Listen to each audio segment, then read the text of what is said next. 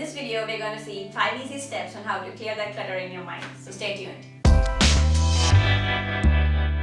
Hi and welcome back to Lightyears. My name is Jayasri Nagrale and this is a place where we talk about spirituality for the modern day. If you're new here, don't forget to share and subscribe, and you're so welcome to the community.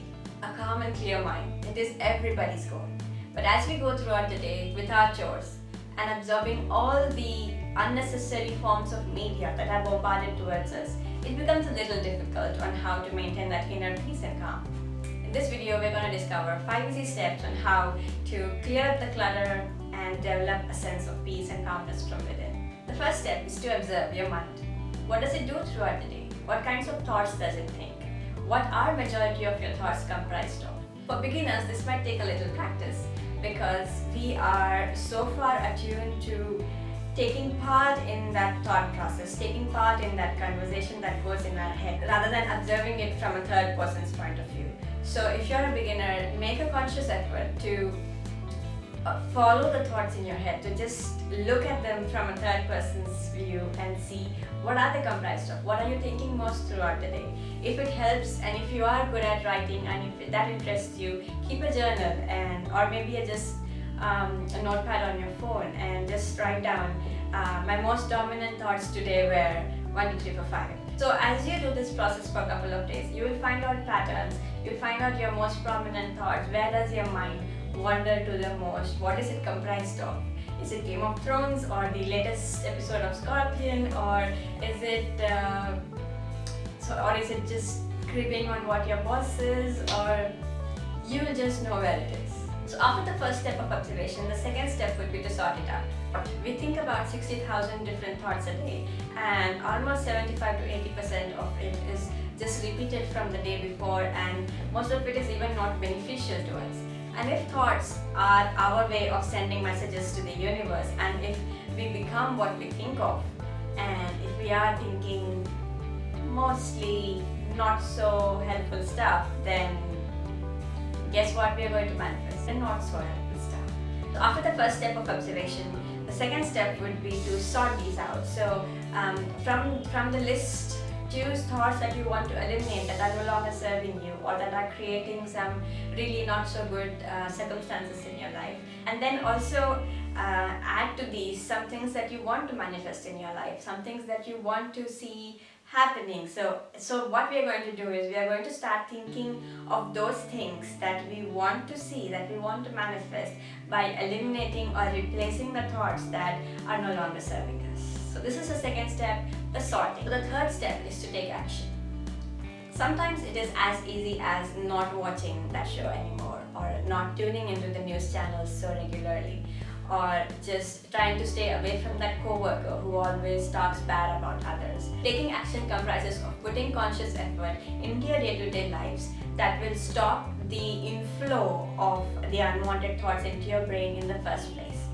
Also, if you've observed, our brain just loves unfinished stories. I mean, there is a reason why after watching a TV serial or a TV soap that has ended in a very crucial point, so that you keep thinking about that all the time. It is like the subconscious just brings up that memory because it wants to solve it, it wants to give it a closure.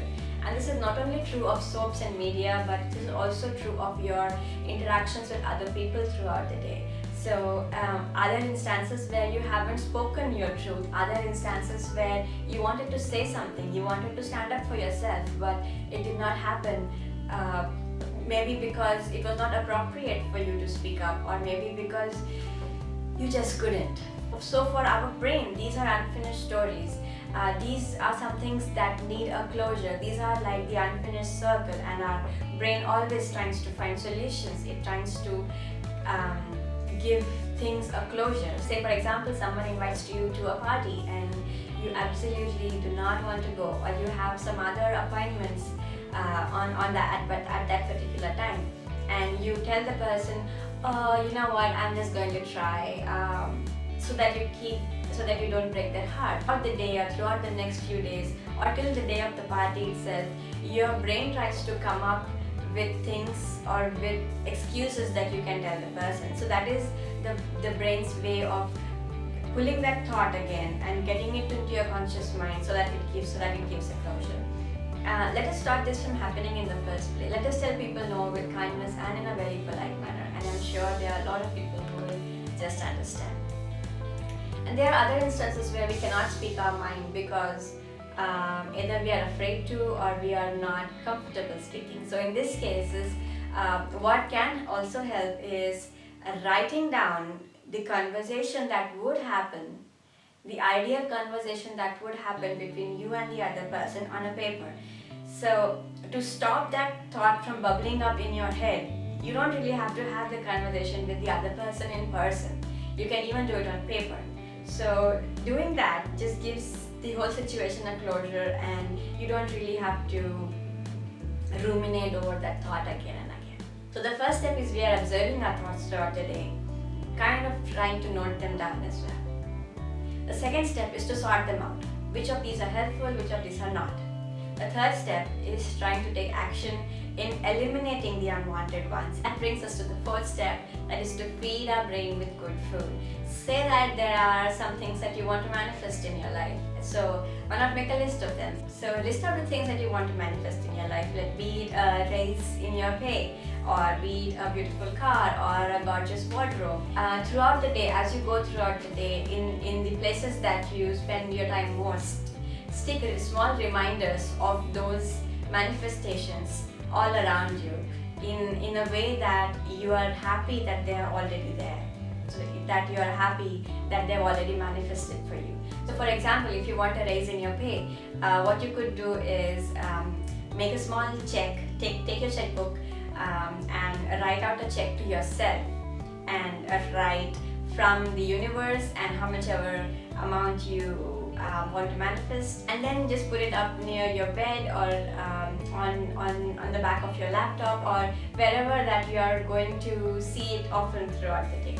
So what happens gradually is, even though we do not consciously see the check, our subconscious sees it. So we see it through our peripheral vision that goes into our subconscious, that creates thoughts of gratitude, and that also creates an alert state in our subconscious that it is more open to seeing opportunities that might get us that amount. So that is the fourth step, that is trying to feed your brain with what you actually want in your life.